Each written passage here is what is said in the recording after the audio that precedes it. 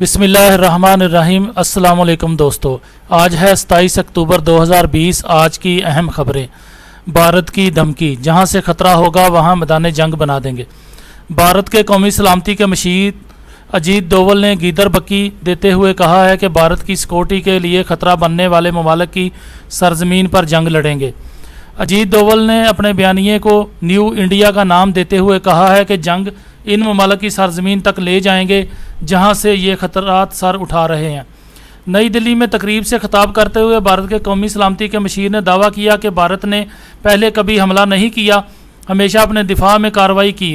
انہوں نے کہا کہ بھارت جنگ میں پہل نہ کرنے کے ماضی کے نظریے میں تبدیلی کر رہا ہے اور نیو انڈیا ڈاکٹرائن کے تحت جہاں سے خطرہ ہوگا وہاں میدان جنگ بنا دیا جائے گا۔ اجیت ڈوول نے کہا کہ بھارت ایک مہذب ملک ہے، اس کی بنیاد کسی مذہب، زبان یا فرقے کی بنیاد پر نہیں، اس قوم کی بنیاد ثقافت ہے۔ بعد از بھارتی حکومت نے national security adviser Ajit Doval کی جارحیت سے بھرپور دھمکیوں کے بعد وضاحتی بیان میں کہا کہ ڈوول نے تقریر میں کسی ملک کا حوالہ نہیں دیا۔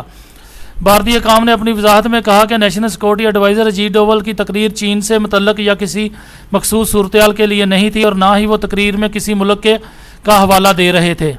آپ دیکھ رہے ہیں گولڈن نیوز چینل۔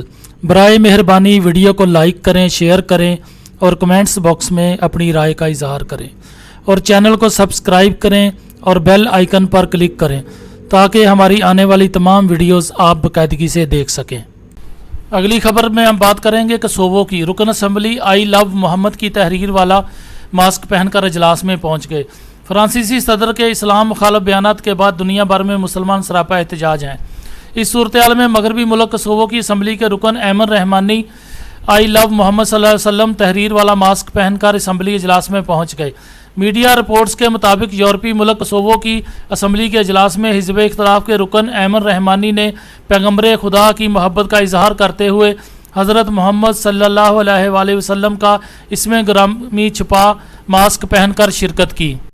اگلی خبر میں ہم بات کریں گے آسٹریلیا سے۔ سڈنی میں بھی مسجد پر حملہ اور توڑ پھوڑ۔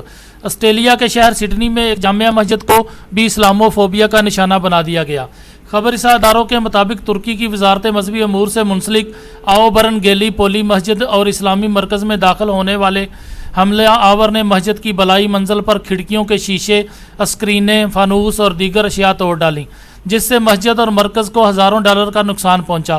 شرپسند نے اس دوران اسلام اور مسلمانوں کے خلاف نفرت انگیز اور نسل پرستانہ نعرے بھی لگائے۔ حملے کے وقت مسجد اندر سے خالی تھی، تاہم کچھ شہریوں نے جائے موقع پر پہنچ کر ویڈیو بنائی اور پولیس کو اطلاع دی، جس پر پولیس نے حملہ آور کو گرفتار کر لیا۔ اگلی خبر میں ہم بات کریں گے جوہری ہتھیاروں پر پابندی کے معاہدے کی توثیق۔ اقوام متحدہ نے اعلان کیا ہے کہ جوہری ہتھیاروں پر پابندی کے عالمی معاہدے کی 50 ممالک نے توثیق کر دی، جس کے بعد یہ تاریخی متن 90 روز کے بعد نافذ کرنے کی اجازت دے دی جائے گی۔ ماہرین کا کہنا ہے کہ اگرچہ جوہری طاقتوں نے معاہدے پر دستخط نہیں کیے، لیکن یہ اقدام علامتی نہیں رہے گا اور اس کا بتدریج اثر پڑے گا۔ ہنڈوراس معاہدے کی توثیق کرنے والا 50واں ملک تھا۔ ادھر اقوام متحدہ کے سیکرٹری جنرل انتونیو گوتریس نے اپنے بیان میں کہا کہ جوہری ہتھیاروں کے مکمل خاتمے کے لیے سنگ میل عبور کر لیا گیا۔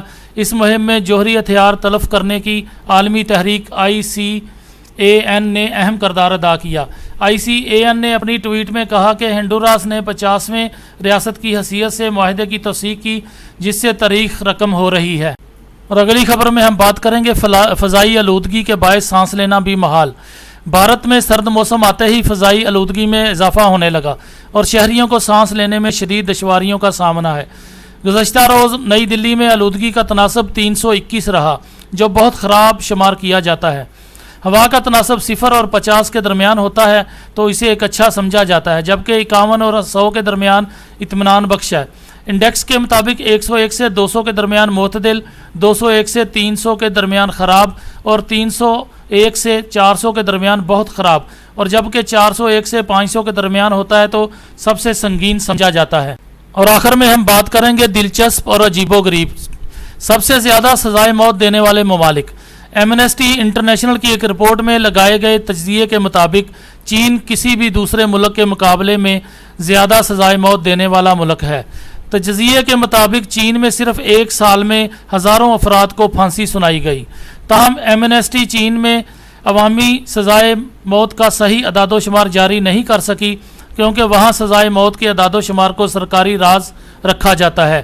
چین کے بعد ایران میں 369 اور عراق میں 169 افراد کو سزائے موت دی گئی، جبکہ امریکہ سزائے موت دینے کے لحاظ سے دنیا بھر کے ممالک میں 5ویں نمبر پر ہے۔